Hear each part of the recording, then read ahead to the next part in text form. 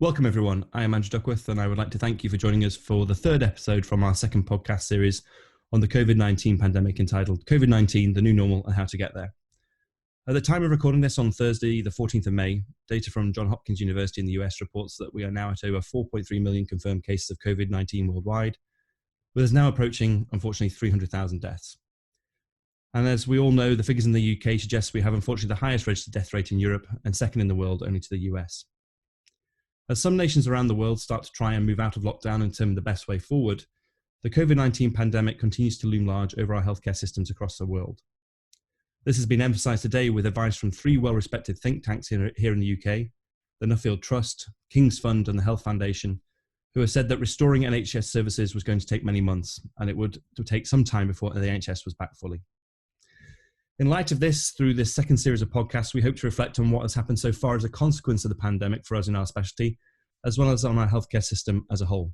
We will hear from a range of colleagues and specialties, as we will today, and how we move forward as we start to consider increasing our orthopaedic services around the country. There are several questions and unknowns regarding our hospital capacities, staffing and PPE supplies, patient safety and prioritisation, as well as informed consent in light of COVID-19.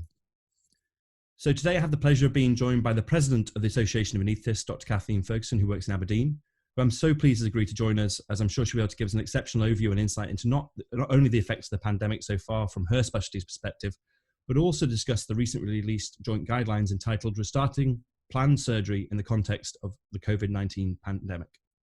Many thanks for joining us today, Kathleen. Good morning, Andrew. It's a pleasure to be with you. And the sun is shining. Indeed, indeed.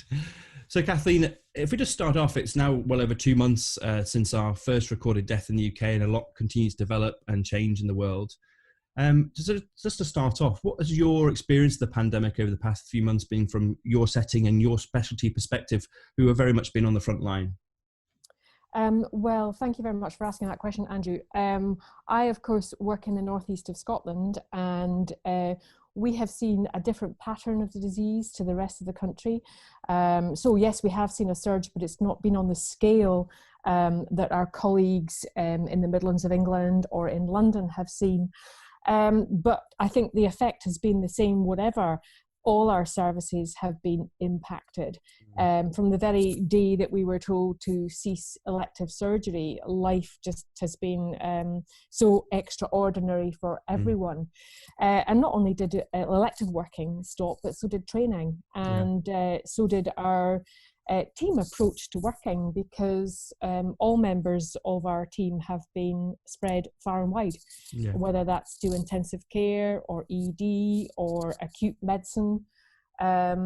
So locally, I think we've seen similar changes to those who have had the massive surge. In terms of the Association of Anaesthetists, well, like many other organisations in the country, and in fact across the world, we've seen operationally a massive change. We rely on providing service to our members, and with an inability to have a building and work from our centre, it's really, and obviously we can't have our members coming to meetings, which is another huge part of what we do. Operationally, our organisation has changed drastically as well. We halted for a while, and now we are completely virtual. And I think for we have a very blinkered and focused healthcare view of things, but actually if we look wider to the population, that impact on organisations is phenomenal. And we're going to struggle to get back to normal, but so is everything else. It's just going to take a huge time. Switching the switch off was easy. Switching the switch back on for everything is going to be a problem. In terms of the organisation strategically, we published our first guidance on the 1st of February. We took the learning from the SARS epidemic in Canada, because it was the best example we had at the time, to say to our colleagues, get yourselves organised with PPE. You have to protect yourself, your patients and your colleagues. That was on the 1st of February when we published that. And from that point, we've focused on supporting, leading, providing information, rapid synthesis of existing knowledge and new knowledge, and disseminating that as best we can. Mm. And in the very early days, we created the collaboration between the Royal College of Anaesthetists, the Intensive Care Society, the Faculty of Intensive Care Medicine and Anaesthesia, because we recognised that our role in fighting this pandemic had to be a collaborative one. Yeah, absolutely. No, absolutely. Kathleen, just before we move on, because we'll obviously talk about the guidelines, certainly in our specialty, and I'm sure everybody's the same, but have you found it quite difficult to offer guidance in many ways because we don't have as much data as we would, well, much data at all, really, do we, in terms of how we advise people best? So how have you, in anaesthesia, done that really effectively?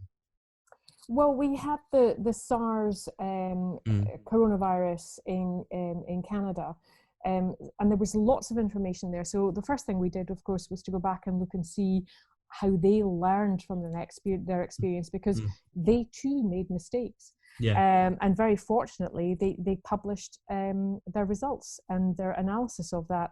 And I think that hasn't really changed what we've done with this SARS coronavirus too. We're doing exactly the same. So that learning was there back in, I can't remember now, when is it, 2022? I can't remember. So how have we got the guidance? We have got experts. We've pulled experts together. We've asked people for their experience. I think intensive care or critical care has been very good at coming together and sharing experience. Very early doors, I think it was possibly NHS England who pulled together something like 20 or 30 critical care experts. This was ahead of the Nightingale hospitals being started. Yeah. And what they did was they fed in everything that they'd learned, because I think if you remember, we weren't quite aware of the renal impact, and we were suggesting careful fluid balance, i.e. keep your patients dry. Yeah. And it was pulling our information together, we found out that actually these patients are coming in hypovolemic, they're coming in shocked. And unless you resuscitate them to a state of euvolemia, then your acute kidney injury is going to be worse. So I think pulling expertise together, sharing knowledge and understanding, and then rapidly turning that into something that people can read and digest and implement has been the way that we've produced guidance. No, I think that's very interesting. I think, like you say, the speed at which you've been able to do that is impressive, and it's amazing. Like you say, if everybody's pulling in the same direction, you can produce something very, very quickly. But the other thing about it is that it's not just us doing the work. Lots and lots of people out there are doing the work. Yeah. But they've recognised that if you funnel that information through one portal, then you're not having to look at 20 websites to get the detail you need. Yeah. You look at one website and it's there, which was probably the biggest reason we decided all to work together with our one joint website. Let's funnel it all so it's easy for people to access. Absolutely. No, absolutely. So if Kathleen, we could move on to the guidelines. Obviously they're from the four societies, your society, the AOA, the Royal College of Anaesthetists, the Intensive Care Society, and the Faculty of Intensive Care Medicine, and which has offered guidance how we try and restart planned surgery in the context of the pandemic. So what you touched on it already, but what was your society involvement, and how were these guidelines sort of developed? So obviously we work as a collaboration, but there's got to be one person with a pen in their hand and a piece of paper in front of them. So Will Hart Griffiths began the writing, and it was an iterative process between the faculty, the Intensive Care Society, and us to pull it together.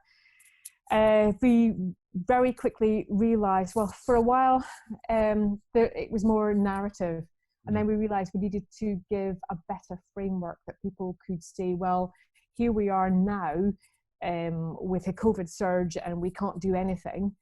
There's where we want to be, and what do we need to have in order to get there? And so we came up with a RAG system because we'd used that previously with the PPE guidance, and it seemed to fit the bill. We know what red looks like. We know when we can't do things. Yeah. related to the four settings: space, staffing, stuff, and systems, and we know what green looks like. But the other thing to recognise is that it's a new green. It's not the green we had before, yes, because we've learned lots about ourselves. We've learned lots about the people we work with. We've learned lots about patients. So it's a new green. And in between there would be an amber in that transition. And so we decided to base it on that framework. It's not perfect. And it does only deal with developing the clinical service. So as an association, we've taken that initial piece of guidance and we've elaborated on it, because we recognise that in terms of delivering our healthcare service in the UK, we have to have all the other things that make us a quality service: the training, the audit, the quality improvement, the well-being support.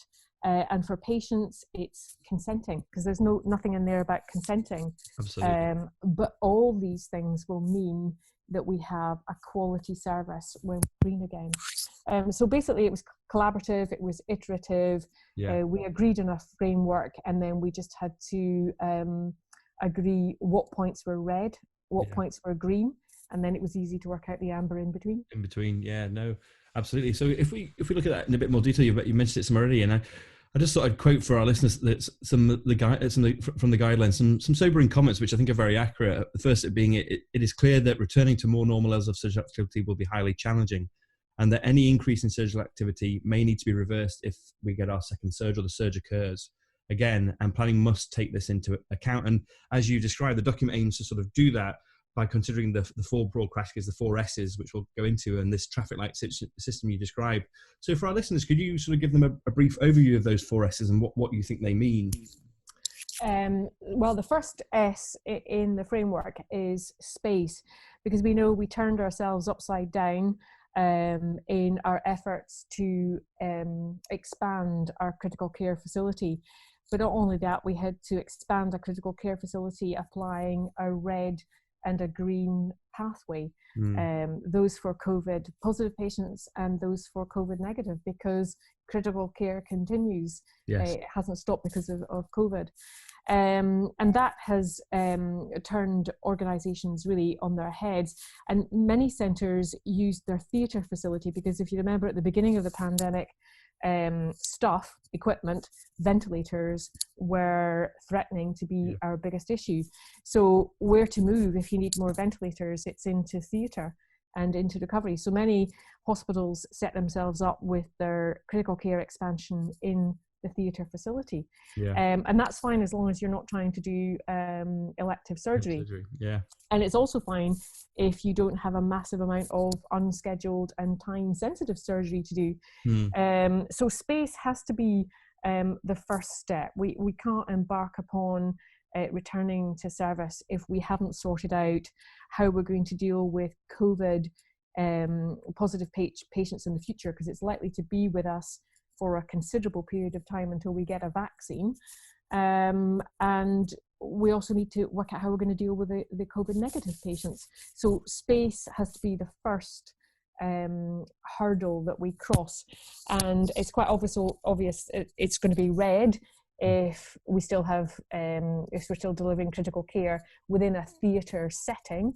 And it's going to be green when all our theatres are back with all the kit inside them and our recovery rooms are free, and we have worked out in our hospital planning our green and red pathway for critical care. So space was the first thing.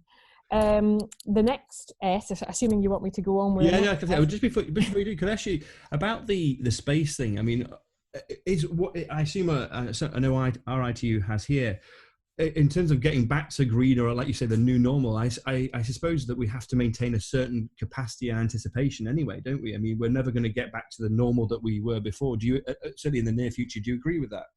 Yeah, absolutely. If you look at all the, I think it's out there in the public domain, look at the ICU beds across Europe. We did have the lowest number of critical care beds per capita across Europe, or one of the lowest. And that's been borne out with what we've had to do to expand our critical care resource at this time. I'm afraid I'm not familiar with what NHS Scotland plans, but I can't see that it's going to be terribly different to what NHS England is planning, which is something in the order of a 50% expansion of critical care facility in the London area.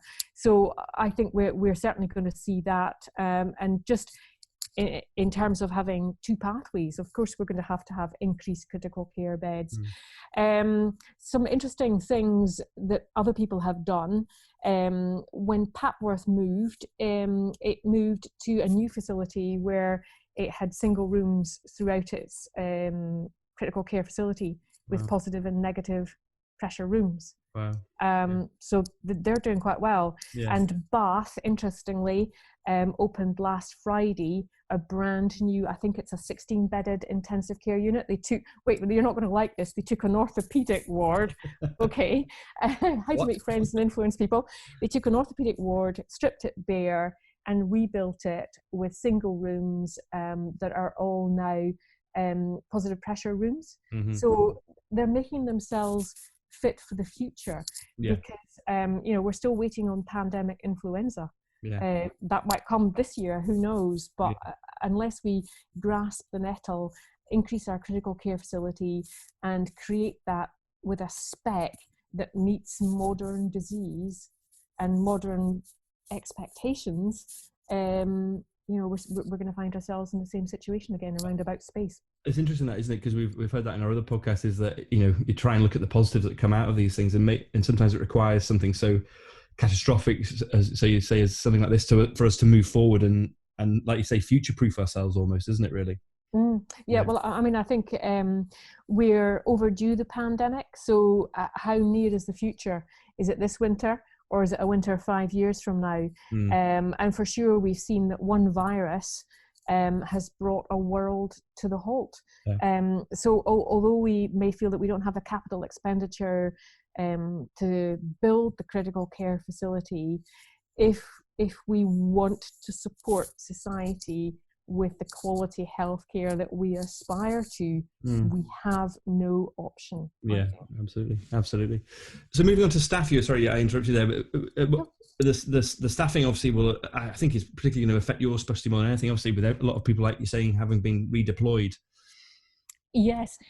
So we knew very early on, because we had the knowledge from China and from Italy, that intensive care staff, both in terms of medical staffing and nursing staff and allied health professionals, there was no way they were going to deal with the surge. And so if you are going to choose a group of people who might be able to cross-skill, i.e. pick up skills that they've had in the past and refresh them and bring them into that setting, then anaesthesia obviously was a good place to look. And it's been amazing because anaesthetic departments, ICU and anaesthesia are kind of separate specialties now, but across the land, and I can say this, Scotland, England, Ireland and Wales, anaesthesia departments have turned their staff over to intensive care. Pain team, nursing staff have gone to intensive care. It's just been a complete switch. It's been tough. There are big issues around about getting that skill level back up, feeling confident, feeling competent. There's issues around about liabilities. There's been issues around about decision making, lots and lots of threat. But I think the specialties have stood up to this, and they've delivered the care. I think there's lots of scope for us to look back on it and look at what went well, and what we might do better, and how we would prepare for anything in the future. But generally, in terms of staffing, we of course were all, like orthopedics, I'm sure, starting with a workforce crisis. We started the pandemic with something like a 12 or 15% shortage in the workforce already. But it's had its issues. We set red, amber and green for returning, and that, I think, to restart properly a service, we're going to have all anaesthesia staff back in. Now, we know that the COVID patients in ICU stay there for a long time. It's not a quick turnaround for many of these patients. Yeah. And I think that's going to be one of the biggest rate limiting steps to getting services back to normal. Yeah. Given that we have a workforce shortage before we started, and we're still going to have lots, particularly trainees, lots of trainees still working somewhere in critical care. Yeah, no, absolutely. And I think that's right, because obviously they've all been redeployed elsewhere, and actually it's going to take time. It's not going to be a one-day thing and everything's going to move back. It's going to take time to... Yeah, and the other thing is, of course, the well-being of the staff. Yeah. Burnout is a real issue, simply because people are working hard. They're not being able to let their hair down like they would normally do. You can't go out and socialise, meet with your friends. And that takes its toll. So whether we have people back in the workplace, the other thing we need to look at is productivity, because you're not productive when you're burnt out. No. And so there's all these things that we need to think about as well. There's a lot that we can do as colleagues for one another, and there's been some fantastic resources coming out of NHS Scotland. Our website and the collaborative website have lots of resources on them. We just haven't had a chance to use many of them yet. No. And I think coming back, staffing wise, we have to address the well-being issues. Absolutely. No, absolutely. So if we move on from staff, Kathleen, it's over to stuff next, isn't it? It's basically what we need, and what were the criteria for that?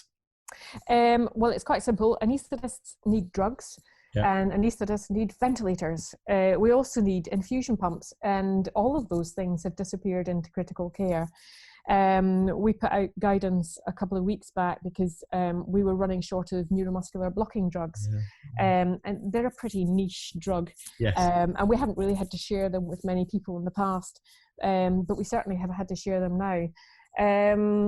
How do you deliver an anaesthetic if you can't paralyze your patient? That's taking us back to anaesthesia in the 70s and the 80s. And then, of course, comes the question of quality of care. So we feel quite strongly that the stuff needs to be back in theatre. The ventilators, because you can't use them if COVID patients are being ventilated with them. Infusion pumps, and obviously anaesthetic drugs. Absolutely. So the criteria there are quite simple. If we don't have those things, then we can't deliver a quality service. And I don't think any of us are interested in going back to the 50s and delivering gaseous inductions and using curare to paralyze our patients. We don't want to go there. It was interesting. Obviously, it says that in the guidelines, doesn't it? It came a bit of a surprise to me, but actually, the number of drugs that are in short supply, in inverted commas, there it's quite stark, isn't it? Really. Yeah. Well, the problem with drugs, because the association's been interested in drug shortage for a long time. Many other specialists won't hear about it, but we had no remifentanil last year. Yes. And you know that we like remifentanil, and that's because of how drugs are made now. It's such a competitive market. There's sometimes a single manufacturer, sometimes there's a single global manufacturer. And so if anything in the supply chain goes down, or anything in terms of demand goes up, then you start to get critical supplies. And we know that the MHRA very early on banned parallel exporting. So we knew that if we have manufacturers here, they couldn't export. But then other countries who were single suppliers applied the same rules in their countries. Right. So you know, it works both ways. And I think we've learned a lot about stuff. The ventilator challenge was one thing. And I wonder if we're going to see more home manufacturing. I think if we're maybe going to see some branching out and entrepreneurship. And it may be that we'll be paying slightly more for things, but having that security of our own supply must surely be something that our governments are thinking about. It's worth doing, absolutely. And the final thing of the essence is the systems, isn't it, in place to move forward? And just for our listeners, can you just describe those for us? Well, this is about designing your pathways. We have to have clear systems for delivering scheduled care and unscheduled care, and they've gone completely to pot right now because of the COVID pandemic. We need to have clear systems about how we're going to care for COVID negative patients, and how we're going to keep our patients separate from COVID positive patients, both in terms of scheduled and unscheduled care, and simple standard operating procedures that we take for granted, like the theatre checklist. We should be looking at those very carefully and thinking, how could we redesign it now in a post-COVID world? We've never before talked about what PPE the team would be wearing. Surgeons came in, scrubbed, put on their kit, got on with it, and the anaesthetists thought, yeah, right, they're dressed, we can get on with the job now. But now we have a team approach. So when we do our trauma briefing in the morning, we talk about how we will all appear in theatre. And so it's simple things. It's from the massive, how does a health board deliver its services, all the way down to how do we look after each other in theatre. And we need to look at all those policies and procedures and just make sure that we have them stacking up. Yeah, no, absolutely. And you're talking about the pathways. I mean, what's been mentioned in our specialty, which we can come on to next, is about having, and you mentioned it in the guideline, is separate sites as well. So sort of COVID negative and COVID positive sites. Do you think that it's going to be difficult to, region by region, very much that, isn't it, in their ability to provide that, do you think? Yeah, I think what we're seeing is that you can put out guidance, but there have to be, and remember, guidance is about broad brush stroke. It has to be locally interpreted and used to advantage. So here in Grampian, and certainly in Aberdeen, we have the one major site, Aberdeen Royal Infirmary, but we have a satellite site within theatres. And very early on, in terms of our trauma care, we recognised that we needed to keep major trauma and hip fracture care on the main site. But we very quickly moved the other types of trauma, upper limb trauma, to that cold site at Woodend, which is COVID negative. We also employed the independent sector because, as you know, across the four nations, there was a relationship, a contract made with the independent sector. So we've been delivering timely, time-sensitive, urgent care in our independent sector hospital. And I think that's a model that's being used around about the country wherever it can. But of course, there will be settings where, for example, Shetland, where you have to deliver unscheduled and timely, COVID negative and COVID positive together. And at that point in time, I think how you design the pathways through your hospital is going to be absolutely vital. I think when COVID came along, we did things quickly. But I think people maybe just need to sit down and think, moving forward in 2 years' time, what would be the safest, efficient, effective, productive way to run systems through our hospitals. And that's the sort of work that we need to be doing now. Absolutely. No, absolutely, Kathleen. So that leads us on nicely into sort of looking at the future and mainly focusing obviously on our specialty in trauma orthopedics. As it says in the guideline, once the high priority planned surgery has started, it must not be assumed that we can return to that pre-COVID level, and also that we have ability to go back and return to that level if we have to increase capacity again, and also without jeopardizing both the safety of our patients and our staff. So I know it's difficult to sort of predict the future, but how do you see the overall road ahead in terms of overall and for our specialty and for the pandemic? And do you have a feel of a timeline at all? I know it's hard to predict. So very early on, a timeline that came from the Westminster government for surgery, thinking about elective surgery restarting, they said 6 months. I remember sitting at the Royal College of Surgeons of England council. I wasn't at the council meeting, I was at a meeting with the FSSA, and that was the words that the president uttered then, and there was disbelief around about the table. 6 months, really? And we in anaesthesia had maybe been hearing a bit more, and we'd certainly been looking at the SARS work from Canada and thinking 6 months, yes. This is going to utterly destroy our systems as we know currently. So I think even 6 months might be ambitious. I think if, 6 months, 12 months, I think we're still going to see that we're struggling to be back up where we were. I really hope that we're not, but I think there's many things that will constrain us. I think money will constrain us. I think confidence will constrain us. I think our own health and well-being is going to constrain us. We're not going to magic doctors and nurses from nowhere, and our ability to recruit now from elsewhere around about the world is definitely not going to happen. I think also expectations, our expectations and patients' expectations are going to be different.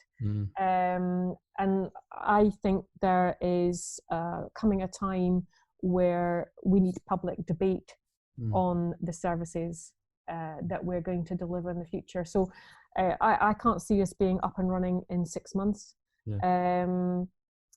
Between 6 and 12, possibly a better timeline. That's not much use, is it, really? No. It's interesting, and I think it's good to have your perspective on it. I think because like say all these 4 S's, and they are the keys to getting everything back up and running effectively, so it is safe for both us and our patients. And it's interesting you mentioned about the patients. I think that's we don't really know what the patient preference is going to be moving forward for elective surgery, do we? Do you have any feel for that in anesthesia at all? I mean, it's just we just don't know, do we? What are they going to say when they say, we discussed in an earlier podcast, coming in for your elective hip and knee replacement, we don't know if patients may still want to come in for that. It's hard to say, isn't it? Yeah, well, we've seen the huge change in public behaviours. We don't know what they're thinking, but we can only see what the behaviour is. They're not turning up. We hear the stories of the young people who are dying of myocardial disease because they're not presenting in a timely manner. We hear, I think it's fair to say, about things like appendicitis, patients coming in with 4-quadrant peritonitis because they've either not turned up for whatever reason with their abdominal pains. So public confidence is a huge issue. Public understanding and public expectation is a very different thing. They're seeing the world totally different. I think an interesting anecdote was in Venice, they can now see the bottom of the canals and they can see fish in it because people are not going up and down the canals. Our whole behaviours have changed. But how long will it take before the canals in Venice are murky again? Because we've forgotten where we were. It'll only take us a week, 2 weeks to lose the insights that we have now. And that's why I think a public debate, and that might be something that the profession should be leading. You'll be aware of operations in orthopedics and trauma where the outcomes might be debatable. And shouldn't we be having those discussions now in the light of where we are? How do we think about those now? For sure, we know that patients who are COVID positive, who have active infection, the evidence is that their outcomes are poor. And so we know we shouldn't be operating on COVID positive patients. But maybe that's been the same for RSV or corona type A infections in the past. We haven't known. And we've been kind of lax in what we do. It's just a sniffle, we'll proceed. I think we're going to think differently about everything, and consenting will be different. And I think patients being more aware of being well for surgery. We should be encouraging them to consider those things. In the past, I suppose, because of matters like expediency, you see them at a clinic 3 months before, it's another 3 months before you see them presenting on the day of surgery. We don't revisit those things. I think we'll just see everything differently. And obviously we're going to, our association BOA have released guidelines recently, and there's lots of criteria in terms of bringing people into elective surgery in terms of quarantine, self-quarantine, 14 days before, testing beforehand. It's important, but a lot to the system, add to the system, isn't it, really? So interestingly, they announced today the new antibody test. that seems to be sensitive and specific, and may offer more reliable results, which obviously would make that a much easier thing, rather than having something that isn't sensitive or specific, and just looking for current infection. Yeah, absolutely. So this would offer us maybe a hope that people have immunity. Yes. So and we're learning all the time, and I think the important thing is that we keep our minds open, that we apply our framework, our things like the guidance that we've produced there, that we check it regularly to see that it is still valid. Are we making valid statements here? And if they are, then they should be rigorously applied. Because we have to keep our patients safe, and we have to keep ourselves safe. Yeah, no, absolutely. Well, Kathleen, I think that's a good note to finish on. I think that's all we have time for. But thank you so much. That was a really excellent overview and insights today, and it's really been very informative. So thank you so much for joining us. You're very kind. Lovely to speak to you. Thanks, Kathleen. And finally, as ever, we'd like to acknowledge and thank our many colleagues around the UK and across the world, including our colleagues in anaesthesia and critical care, who have very much been on the front line of this pandemic, and for their tireless ongoing contributions over the past few difficult months in the delivery of care to our patients. We at the Journal thank you, and will continue to support you in any way we can moving forward. Stay safe and well, and thanks for listening.